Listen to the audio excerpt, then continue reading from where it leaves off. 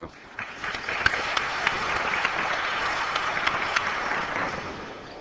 artworks to the side there are part of a contest we had this year, which was, I think, the idea of Bruce Mitchell at the University of Waterloo. And those are University of Waterloo art students, fine art students, and we judged them. I was not one of the judges.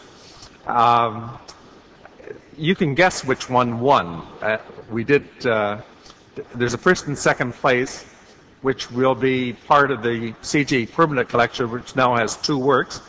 And the other works, the artists are identified, so if anyone wants to purchase any of them, they're certainly welcome to do so. So I appreciate the support of the University of Waterloo and the Fine Arts Department and Bruce's guidance in this matter. We also had an essay contest on energy.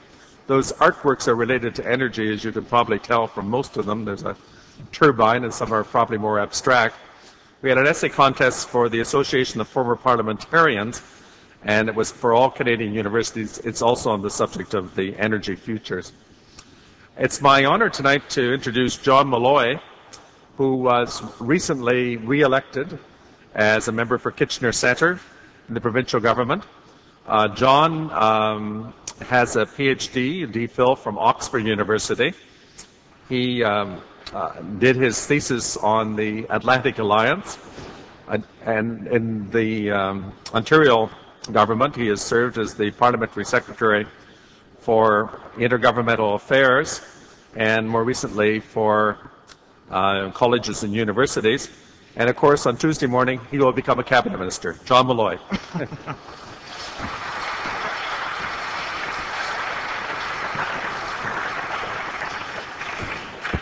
I'm not sure about that last comment, but anyway, it's an honor and a pleasure to be here this evening. I have the privilege of introducing my colleague, the Minister of Energy, the Honourable Dwight Duncan, who's also the newly re-elected member for the riding of Windsor-Tecumseh. Before doing so, I just want to add my own personal words of welcome and congratulations to the organizers of this wonderful conference. John, what John didn't mention is that I have the privilege of having been one of CIGI's earliest employees. Although when I worked in here, we didn't have such a grand building. In fact, at that point, the total number of CIGI employees was 4. And we were across the street at the little train station. There were 4 desks all pulled together. And it was a lot easier to have a CIGI meeting back then. You just lifted up your head and said, "Hey, everybody," and they went through. But a lot has changed in 5 years. And obviously, we all owe a great deal of gratitude to Jim Balsley and the board and John English and his team and the fine work they have done. In a relatively short period of time, CIGI has established itself as a world-class institution focused on the challenges facing our society. And all those involved deserve a tremendous amount of credit for identifying energy as one of the main areas of concern. Energy issues, as we all know, is one of those complicated files where there's always a temptation for policymakers to put it aside, leave it for the future, or worse, to come up with some short-term band-aid solution to buy some time. Our government, under the leadership of Premier McGuinty and our very special guest tonight, Minister Duncan, has taken a much different approach. Since his appointment as Minister in 2003, Minister Duncan has made securing our province's future through the creation of a safe, clean, and sustainable supply of energy his #1 priority. He's worked to maximize our existing generation capacity and transmission assets, create new supply, and establish a culture of conservation in our province. And perhaps most importantly, he has displayed a commitment to finding innovative, imaginative, and long-term solutions to our province's energy challenges. He's shown a great deal of interest in the type of research and discussion that is happening through this conference, and when he served as our province's finance minister, presented a budget that invested heavily in Ontario's research and development agenda. Dwight, we welcome you here to this important conference, and we look forward to hearing your thoughts tonight on our energy future. Ladies and gentlemen, please join me in welcoming the Honourable Dwight Duncan.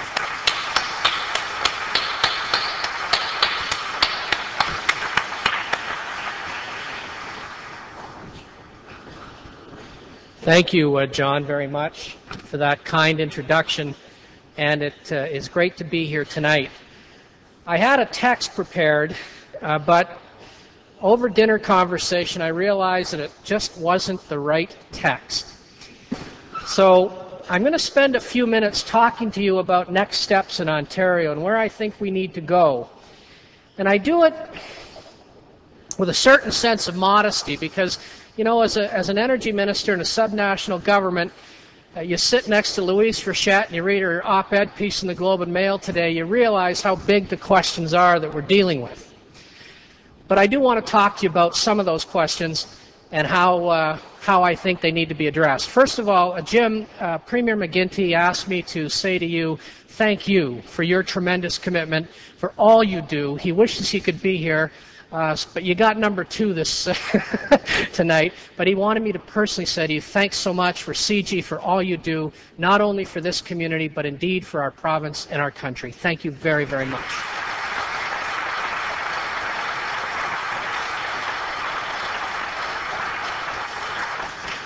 Prime Minister Martin, it is always good to see you. I don't know how many of you know this, but I represent the same riding that Paul Martin Sr. represented so ably for many years, and our friendship goes back many, many years, and I look forward to many, many more years of that friendship and good advice that you've offered me over the years and the assistance and support you've provided us.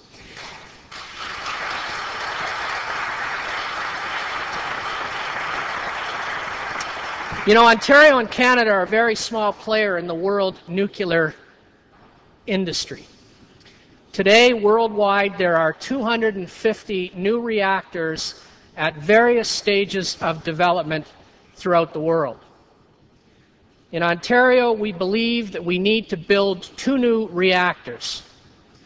We may have to do more depending on our ability to refurb the 4 reactors at Pickering B. Now, one of the challenges governments are going to face is there's not enough capacity in the world to build those reactors in the time frame they're needed. That is a huge challenge. So it's not good enough to talk strictly about nuclear.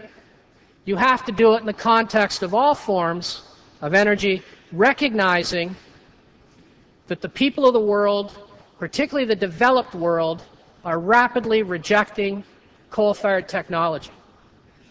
The biggest energy business decision this year in the United States, the company TSX was taken private. Part of that deal, that company was going to build 11 new coal-fired generating stations. Part of that deal was to axe 8 of them because public opinion would not accept more coal in a developed country. We have made the decision to move off coal. We have to eliminate our carbon footprint. We were wrong about how long it would take us, and it is a challenging and daunting effort for a whole variety of reasons. Let me start by saying, and I've now had the opportunity to travel through most of the world, meet with some of the best engineers and technical people around, and none of the so-called clean coal technologies is clean. None of them get CO2. None of them get mercury. None of them get particulate. Carbon sequestration is promising, but it's not commercially viable, and it's dependent on your geology. For instance, it makes some sense in Alberta to sequester it and pump it into the ground to help raise oil. The only place we think we can put it in Ontario is in aquifers. And we're not even sure that that will work. A friend of mine said it'd be kind of like turning the Great Lakes into a spritzer. To outfit our existing coal plants with the so-called clean coal technologies will cost $1.5 billion, will take 5 years to install, and you simply can't go and slap these things onto existing plants. You have to rebuild the plants from the ground up. Now in Ontario, we don't mine coal, We don't sell coal. We import coal. Most of it's imported from the United States. So we think it's a good idea to move off. And let me tell you one of the economic side benefits, quite apart from the public health issues, quite apart from the desire to reduce carbon overall. If we close our 5 coal plants, and when we close them by 2014, we will meet 80% of Ontario's Kyoto commitment with that simple step. That takes pressure off the forestry sector. It takes pressure off the automotive sector. It is a balanced and sensible way to contribute in a major way to our future. Now, I was telling the Prime Minister, you know, back in the 1960s, the old Ontario Hydro advertised and said that nuclear power was going to be so cheap we wouldn't have to meter it. And we turned our attention away from hydroelectric. We turned our attention away from, at that time, virtually undeveloped technologies in wind and solar. Ontario's gone from last to first in non-hydro renewable in the last 4 years, and we're poised to become, according to the New York Times, the leading jurisdiction in North America on everything from wind to biomass, anaerobic digesters. I don't know how many of you have heard of anaerobic digesters. I like to call it poop to power. Farmers put these digesters in, they take the manure, and they turn it into methane, and they produce power. The town of Lucan, Ontario is entirely powered by an anaerobic digester today. We all know what caused Walkerton. We all know that there's an environmental challenge with manure. And it's cheap, renewable, affordable power. We're now leading not only North America, but the world. On wind, we've gone from last to first in Canada. On solar, we are in the process of building Canada's largest solar farm, North America's largest solar farm, and we think the largest solar farm in the world, just outside of Sarnia. There are somewhere between 2,000 and 5,000 megawatts of undeveloped, clean, run-of-the-river hydroelectric power in Ontario, which we have to take advantage of. But at the end of the day, no matter how you add it up, no matter how aggressively you pursue wind and solar and conservation, and we are aggressively pursuing conservation, our peak demand this summer went down 5%. It's the first time that's ever happened, in spite of a growing economy. No matter how you cut it, you have to have nuclear. There's no question about that.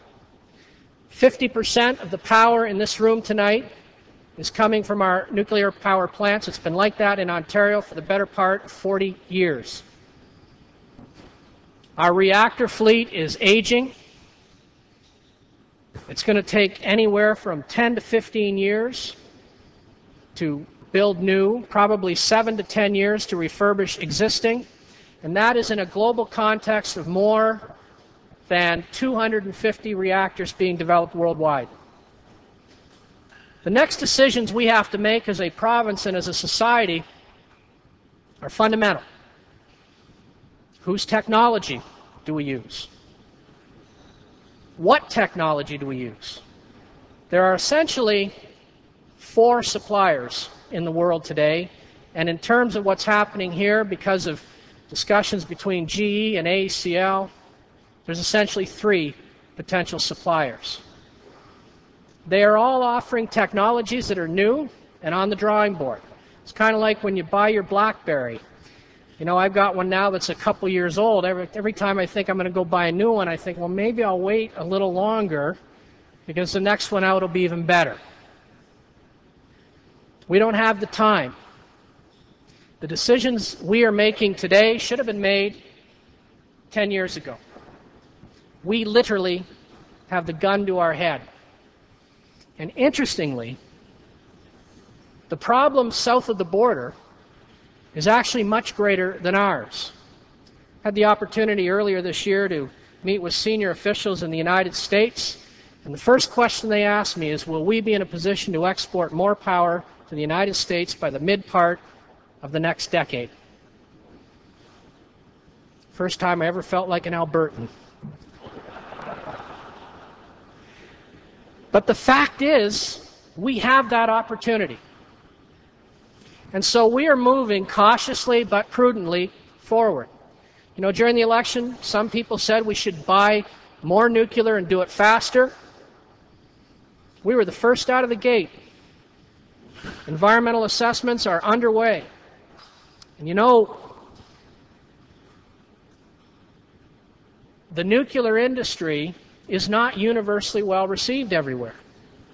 We are going to have to dot every I and cross every T, and politically, we have got to be able to say to the hockey moms and dads out there that we're maximizing wind power, we're maximizing solar power, we're maximizing hydroelectric, we're the best in the world at conservation. Because I'm convinced politically if we do that, the people of this province, particularly with our history, know and understand that it's part of the future.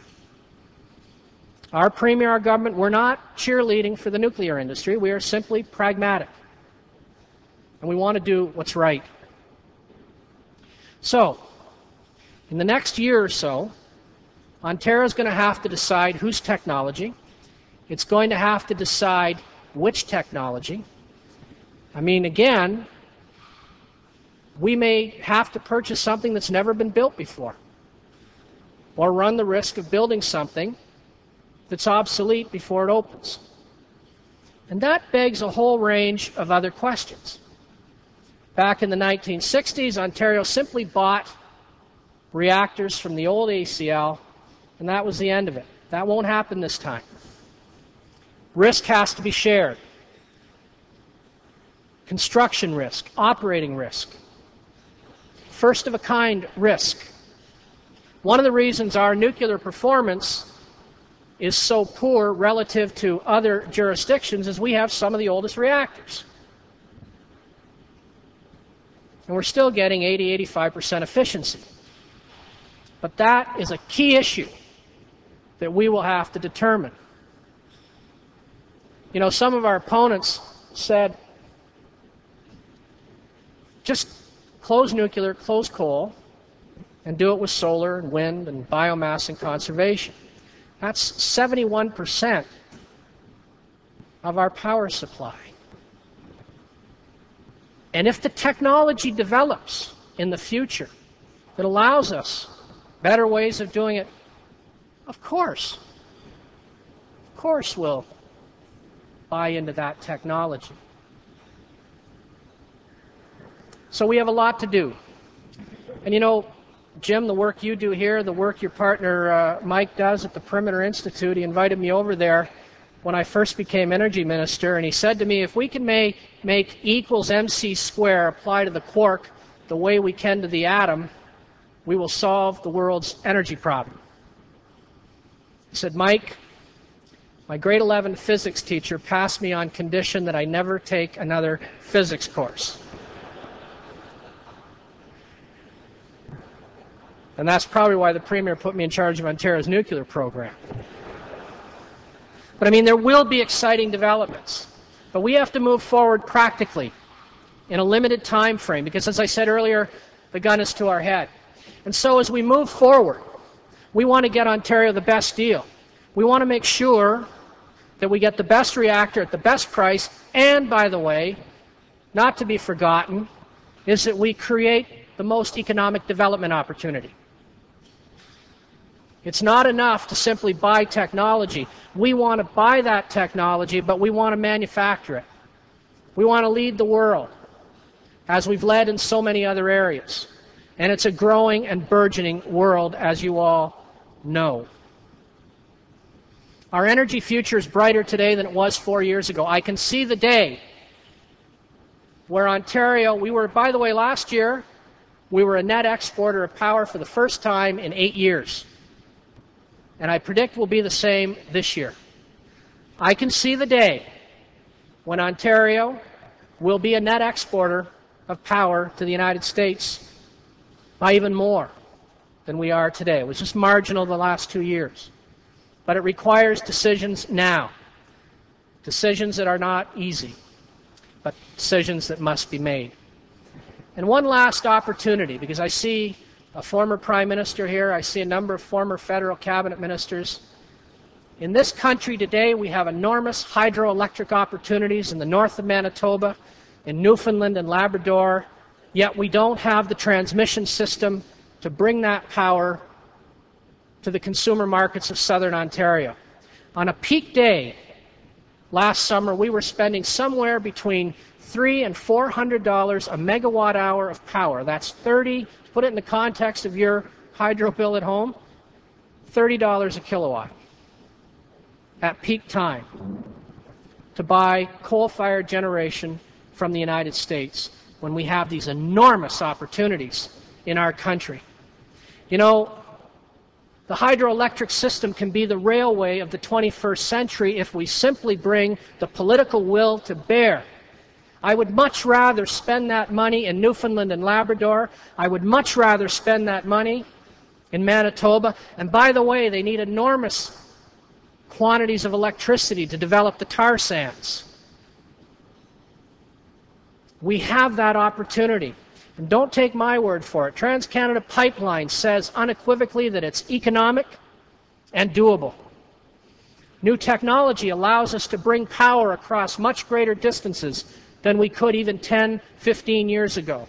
And by the way, it will open up Hudson's Bay and James Bay for wind development. It will be an economic boom for our First Nations. I had the opportunity to meet First Nations leaderships in northern Manitoba, northern Quebec, northern Ontario. There are still 75 communities in northern Ontario that are powered by diesel. It is contributing to what we all acknowledge to be a great Canadian disgrace. And we have the technology today that we can run these high-powered lines and cut into them and serve and service those communities with cheaper, cleaner power. If we can only bring to bear the political willingness to do it. I believe the willingness is there. I think all of us, Ontarians, Quebecers, Manitobans, Albertans, Newfoundlanders, I think we all want it. I think we all see the benefit, particularly in a world that is concerned about carbon. So with all of those things on the horizon, not only is the future bright for Ontario, it is for our country. And as the Prime Minister said, we can be and are an energy superpower. We can be a power superpower if we do it right. We have that opportunity here in Ontario. We have that opportunity as Canadians. We have that opportunity with great organizations like this, pulling together great minds to think about the future, to think about the impact beyond our borders as well as within our borders. We have the ability. Now we need the political wherewithal and the commitment to do it. Ladies and gentlemen, it's been an honor to speak to such a distinguished group. Jim, to you and everyone associated with CIGI, thank you so much and congratulations on your great work. Thank you.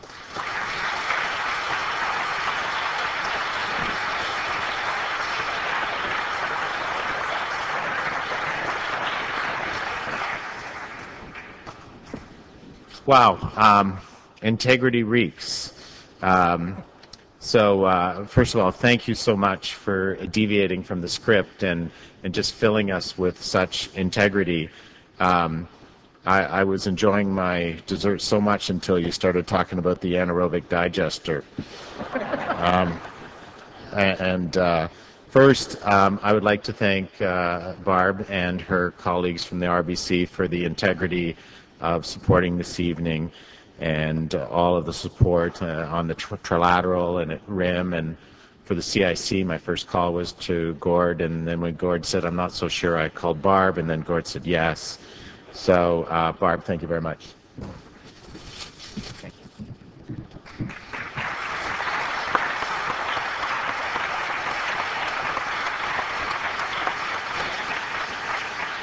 when just a couple real quickies also.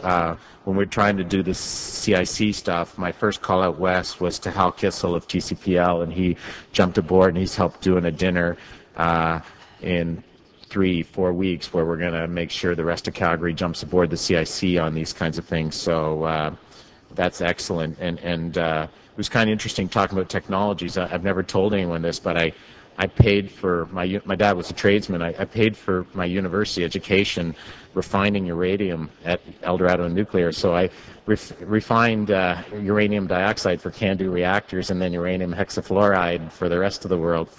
That's how I got to pay for school. So this is very relevant to me. But seriously, as Dalton says, good policy is good politics.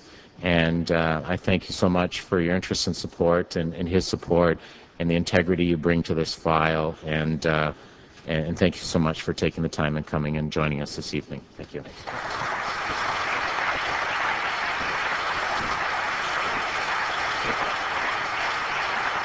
Good night. Thank you very much.